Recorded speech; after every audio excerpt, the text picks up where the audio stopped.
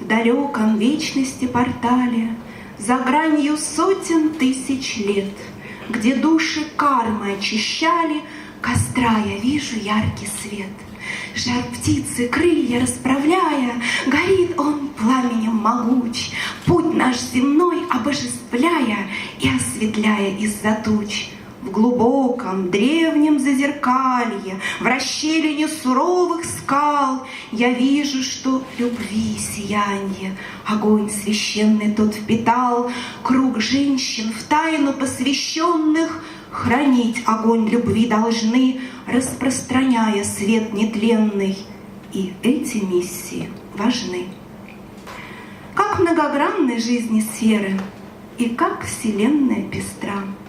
100 тысяч лет до нашей эры я вижу женщин у костра.